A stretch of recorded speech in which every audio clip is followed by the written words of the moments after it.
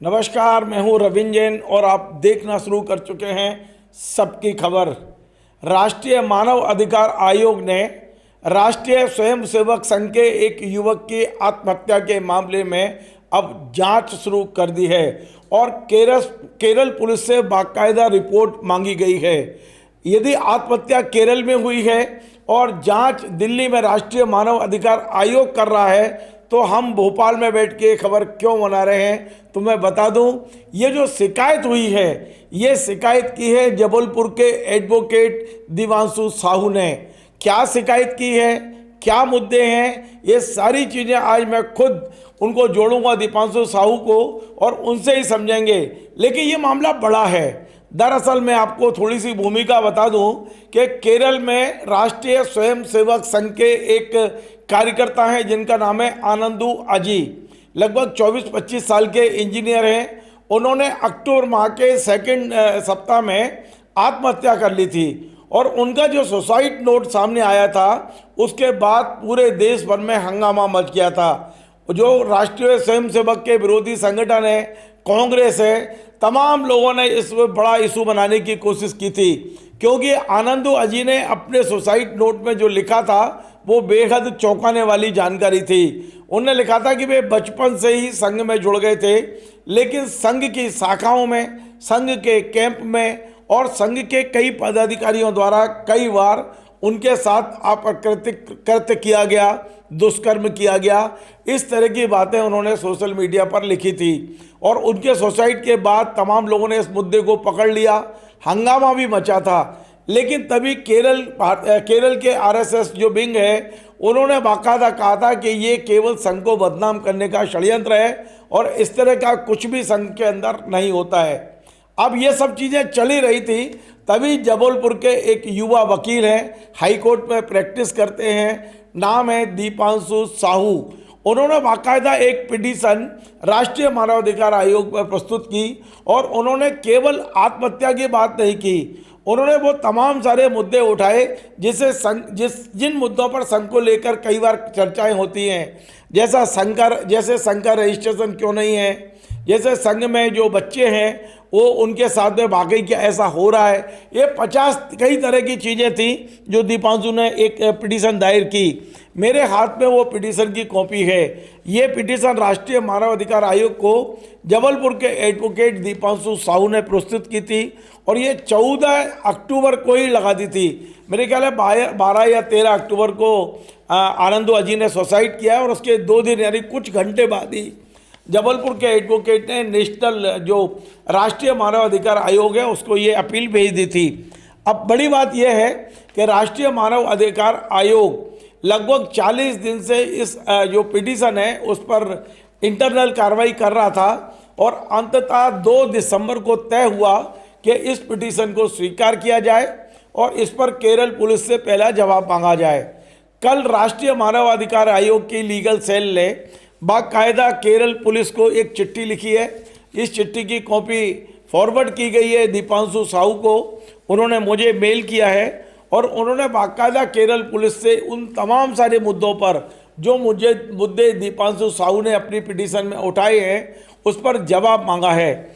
यानी कि आप कह सकते हैं कि राष्ट्रीय मानव अधिकार आयोग ने उस पिटीशन को स्वीकार कर लिया है जिसमें राष्ट्रीय स्वयंसेवक संघ से संबंधित कई मुद्दे हैं। उनके रजिस्ट्रेशन का मुद्दा है, उनके जो बाल स्वयंसेवक हैं उनकी संख्या कितनी है, उनके नाम कितने हैं, उनके साथ व्यवहार कैसा होता है, और तीसरा मुद्दा आनंदू अजी किस उम्र में संघ में आए थे, क्या वाकई संघ में उनके साथ में ये सब कुछ हुआ है, क्या पुलिस ने उस सुसाइड नोट के बाद कोई जांच की है।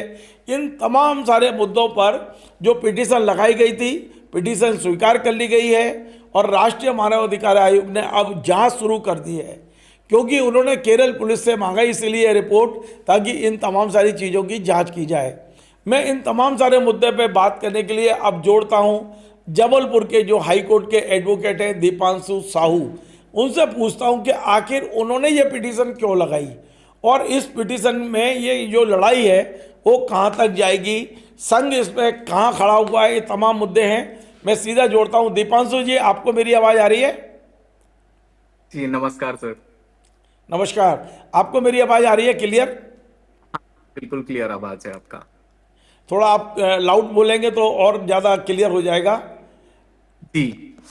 दीपांशु जी, आपने ये जो पिटीशन दायर की है, भाई घटना जी हुई सर। केरल में, राष्ट्रीय जी। मानवाधिकार आयोग दिल्ली में है, आप बैठे जी। हैं जबलपुर में, आपको संघ जी। से क्या नाराजगी है? सर, संघ से मुझे कोई नाराजगी नहीं है। जब मैंने सुसाइड नोट को पढ़ा तो मेरी आत्मा को झकझोर दिया उस सुसाइड नोट ने।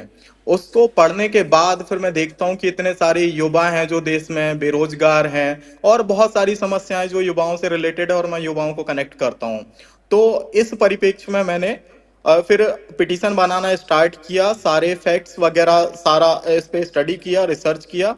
उसके बाद में एक विधिवत पिटीशन मैंने भेजा, और मानवाधिकार आयोग के साथ साथ मैंने पीएमओ को, ministry of law and justice को, एनसीपीसी को, जो चाइल्ड मामलों का आयोग है भारत सरकार का, उसको, डीजीपी कैलरा को, होम मिनिस्ट्री के सेक्रेटरी को भी मैंने ये भेजा। परंतु मेरे पास कहीं और से तो जवाब नहीं आया, पर एनएचआरसी। एनएचआरसी ने मुझे इस पे जवाब दिया। जी। नहीं, अब और ये है कि मुझे मुझे एनएचआरसी ने विश्वास इसकी था जो कि जांच शुरू की है, इसे कितना जी। गंभीर मानते हैं? दरअसल मैं इसलिए ये बात कह रहा हूँ कि राष्ट्रीय जी। स्वयंसेवक संघ की अपनी एक छवि है। राष्ट्रीय जी। स्वयंसेवक संघ इस देश में सांस्कृतिक चीज़ों को बचाने के लिए और खासकर हिंदूवादी एक संगठन है, उसके खिलाफ जी। कार्रवाई करना हर संघ मतलब उसकी बस की बात नहीं है। आज देश में जी। चाहे प्रधानमंत्री हों, चाहे जी। राष्ट्रपति हों, चाहे कई जी। 26 राज्यों में करीब 25-26 राज्यों के मुख्यमंत्री हों, तमाम सारे जी। राज्यपाल हों, ये सभी जी। राष्ट्रीय स्वयंसेवक संघ से निकले हुए हैं जो प्रमुख पदों पर बैठे हैं। कई संघ के जी। कई जुडिशरी के लोग जुड़े हुए हैं। आप जानते हैं जी। अधिकांश देश के विश्वविद्यालय जो सरकारी विश्वविद्यालय हैं, वहाँ संघ के लोग बैठे हुए हैं। एक ऐसा बिल्कुल। संगठन जो सांस्कृतिक विरासत को बचाने की बात कर रहा है, और आप उसको कहीं ना कहीं कटघरे पे खड़ा करते नजर आते हैं, आखिर क्यों? सर, इसको कटघरे में खड़ा करना इसलिए भी आवश्यक है। पहली बात तो इनकी जो मूल मूल भूमिका ये जो पब्लिक को बताते हैं कि हम राजनीतिक संगठन नहीं है, सांस्कृतिक संगठन है, तो सबसे बड़ा जो झूठ है वो आरएसएस का यही है। वह केवल और केवल राजनीति करने के लिए यह संगठन का उपयोग होता है। आप देखिए, हर राज्य में आपको संगठन मंत्री मिलेगा जो संघ का है। वो संघ के बीच में और सरकार के बीच में एक सेतु का काम करता है। तो ऐसे लोग, अगर आपका डायरेक्ट इन्फ्लुएंस है, आप संघ के प्रचारकों को देखिए, वो बड़े बड़े नेताओं को फोन कर देते हैं, डांट देते हैं, डपट देते हैं। तो हम इससे इनकार नहीं कर सकते हैं, और इस बात को आरएसएस को खुल के सामना करना चाहिए। इस बात का उसको कहना चाहिए कि हाँ, हम राजनीतिक संगठन हैं, और अपना रजिस्ट्रेशन कराना चाहिए पहले तो। आज छोटी छोटी जगहों पे आप चपरासी का भी फॉर्म भरने जाएंगे तो आपको रजिस्ट्रेशन करना पड़ेगा। लेकिन एक इतना बड़ा संगठन जो अपने आप को अंतरराष्ट्रीय संगठन कहता है, उस संगठन का रजिस्ट्रेशन भी नहीं है। इस देश में दुर्भाग्य की बात है ये। और अगर रजिस्ट्रेशन ही नहीं होगा तो फिर उसके ऊपर कोई क्रिमिनल एक्टिविटीज है, या उसकी और भी जो इलीगल एक्टिविटीज हैं, उनके ऊपर एक्शन कैसे होगा अगर रजिस्ट्रेशन ही नहीं है तो? बाकी दीपांशु, आपने वाहवाही 10 लूटने के लिए और 14 सारे अक्टूबर को कामों के ये लिए। पिटीशन जी। राष्ट्रीय मानवाधिकार आयोग भेजी, और उसकी जी। कॉपी आपने 7 स्थानों पे दी है, पीएम को दी है, बिल्कुल। राष्ट्रपति को दी है। तो आपको जी। नहीं लगता है कि लगभग 40 दिन 50 दिन हो चुके हैं आपकी पिटीशन को, बल्कि जी। 50 दिन के आसपास हो चुके हैं? 6 लोगों ने तो रद्दी की टोकरी में फेंक दी, केवल एक संस्था है जिसने इसमें संज्ञान लिया है। तो संघ की ताकत इससे नजर नहीं आती कि राष्ट्रपति, प्रधानमंत्री, तमाम जगह आपने जो भेजी है, कोई संज्ञान नहीं ले रहा है। ले देकर एक संस्था राष्ट्रीय मानवाधिकार आयोग, जिसे हम बगैर नाखून और बगैर दांत की संस्था बोलते हैं, क्योंकि ये कुछ कर जी। नहीं सकते, ये जांच करके रिपोर्ट दे देंगे भारत सरकार को, और जो एक्शन लेना है बिल्कुल। भारत सरकार को लेना है। और भारत सरकार बिल्कुल। कितना एक्शन लेगी आप और हम जानते हैं। तो क्या जी। लगता है आपको कि संघ जैसी संस्था पर कोई कार्रवाई हो पाएगी या केवल फॉर्मेलिटी हो रही है? देखिए, फॉर्मेलिटी भी होगी तो मेरे लिए बहुत है।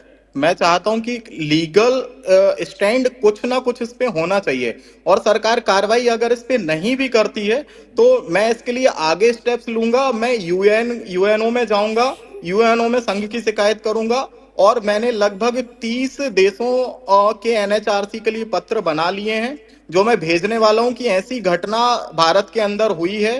एक यंगस्टर ने एक सुसाइड किया है, जिसके साथ मॉलेस्टेशन हुआ, जिसके साथ संघ के प्रचारकों ने बलात्कार किया, उसने आत्महत्या कर ली। ऐसी कोई घटना अन्य देशों में किसी स्वयंसेवक के साथ नहीं होनी चाहिए। इसकी जांच करी जाए। वहां का जो चिल्ड्रन आयोग है वो इस पे जांच करे, और जितने भी ऐसे स्वयंसेवक हैं जो 18 साल से कम उम्र की हैं, चाहे वो भारत में हो या अन्य जितने भी देशों में आरएसएस का नेटवर्क है, मैं सबको लिख रहा हूं कि आप इसकी जांच कराइए, बच्चों की काउंसलिंग कराइए। सारे बच्चों की काउंसलिंग होनी चाहिए। बच्चों से उनका अधिकार नहीं छीनना चाहिए। आपने और जो सूची भी सबसे मांगी है? आपने जो हाँ, मैंने नाबालिग सूची बच्चे मांगी है। संघ में जो बाल स्वयं सेवक है उनकी जी सूची भी मांगी है? हाँ, मैंने सूची मांगी है, एकदम सूची मांगी है। क्यों नहीं देना चाहिए? अगर आप संघ के अंदर, अगर आप इलीगल, आपको क्यों दी जाए? आपको क्या आधार बनता है सूची मांगने का? मुझे आधार आधार ये बनता है कि एक बच्चे के साथ हुआ है तो अन्य के साथ भी हो रहा होगा। मैं एक सोशल राइट एक्टिविस्ट हूं और मेरा अधिकार है जानना।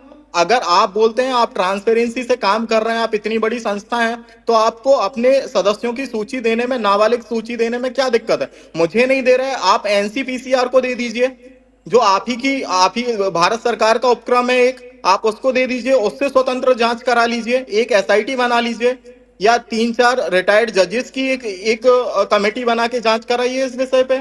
मुझे मत दीजिए। दिवासु जी, केरल के राष्ट्रीय स्वयंसेवक की जो विंग है, जो वहाँ राज्य प्रांतीय विंग होगी, उन्होंने कहा है कि ये एक बड़ा षड्यंत्र है, संघ में ये सब चीज़ें नहीं होती हैं। उनने इस पूरी घटना को एक तरह से एक षड्यंत्र बताया है। आपको क्या लगता है, क्या इस तरह का कोई षड्यंत्र हो सकता है? यह जांच का विषय है, जांच कराइए। हम तो जांच की मांग कर रहे हैं ना। और भी बहुत सारी इलीगल एक्टिविटीज हैं संघ की, जिनके खिलाफ मेरे पास अभी सबूत नहीं है, लेकिन मैं सबूत इकट्ठे कर रहा हूं, और सबूतों के साथ में एक दिन आके इस पूरे संघ का भंडाफोड़ कर दूंगा। दीपांशु, संघ की ताकत जानते हैं आप? संघ कितना ताकतवर है आज की तारीख में? संघ आप संघ होगा अकेले क्या ताकतवर। संघ जैसे एक बड़े चट्टान से टकरा पाएंगे? मैं वही व्यक्ति हूं जिसने प्रधानमंत्री की शिकायत चुनाव आयोग को कर दी थी। चुनाव आयोग, मैंने उनका एफिडेविट आरटीआई से मंगाया था प्रधानमंत्री जी का। प्रधानमंत्री जी ने अपनी पत्नी से संबंधित जानकारियां नहीं दी थी।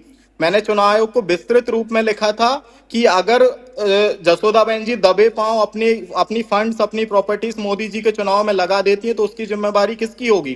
पर चुनाव आयोग गोदी मीडिया के जैसे काम कर रहा है। चुनाव आयोग तो मेरी पिटीशंस का जवाब नहीं देता है। 50 पिटीशंस मेरी चुनाव आयोग में लगी हैं। दीपांशु जी, आपकी बातें सुन के लग रहा है कि आप कहीं ना कहीं कांग्रेस विचारधारा से प्रभावित है क्या, या आप संघ और बीजेपी से एक तरह से आपकी कोई मतलब कह रहा जी वैचारिक मतभेद है क्या? देखिए, मैं बताता हूँ, 2014 से पहले जब इस सरकार का उदय नहीं हुआ था, मैं सोचता था मोदी जी अच्छा काम करेंगे, आने वाले। इन्होंने जितने वादे किए, कोई भी आप किसी वादे इनके राजनीतिक दल कंप्लीट से नहीं जुड़े हुए। नहीं है? देखिए, अभी तक मैंने कोई पार्टी ज्वाइन नहीं करी है। बाकी मेरा मिलना, उठना, बैठना सब जगह पे है। राहुल गांधी जी से भी है, प्रियंका गांधी जी से भी है, और अन्य राजनीतिक दलों से भी, जितने विपक्ष के राजनीतिक दल हैं लगभग सबसे मेरा संपर्क है।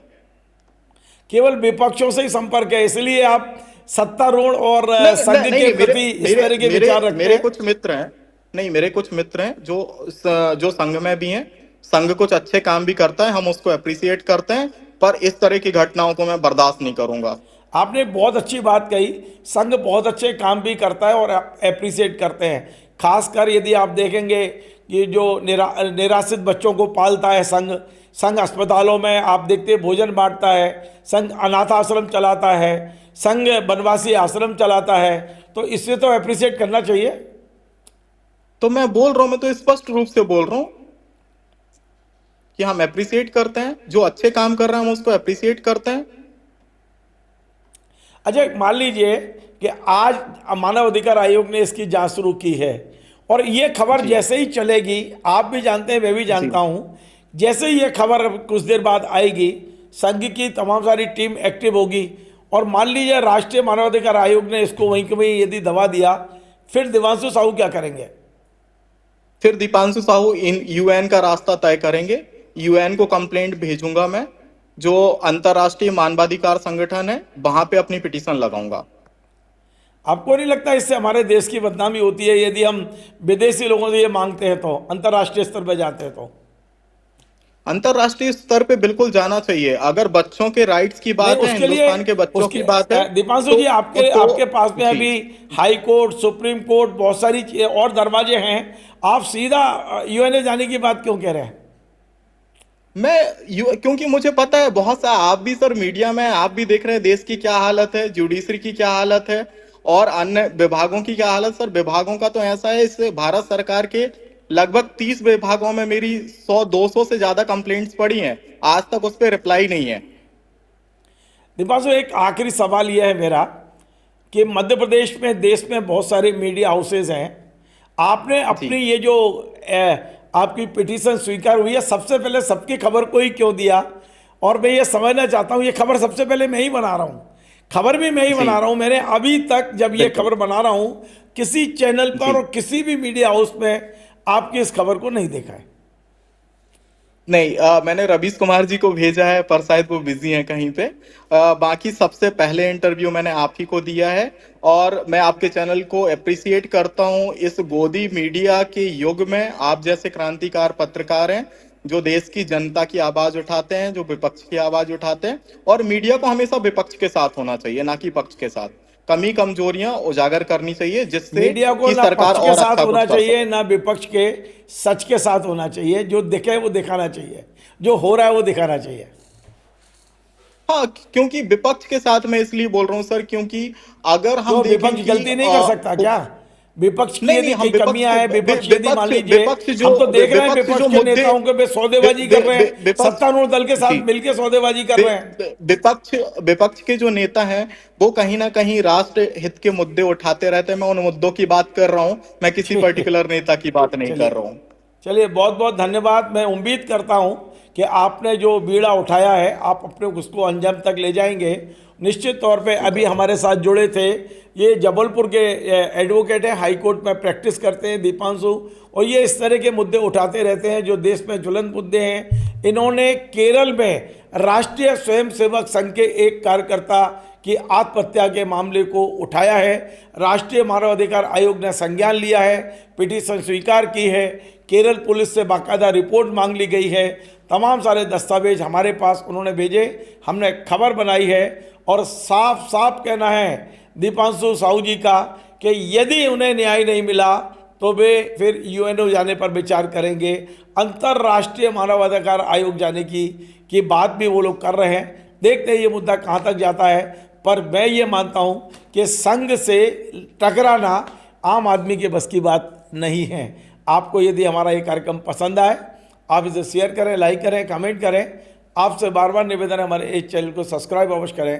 धन्यवाद। Join the next be the best, Bundelkhand का सबसे विशाल और आधुनिक विश्वविद्यालय ज्ञानवीर यूनिवर्सिटी। ये सिर्फ एक यूनिवर्सिटी नहीं, ये है आपके सपनों का लॉन्च पैड। यहाँ मिले आपको smart classrooms, modern campus, updated labs और एक्सपीरियंस्ड फैकल्टी। हर स्टूडेंट को मिलता है कॉन्फिडेंस, ग्रोथ और एक ब्राइट करियर का प्रॉमिस।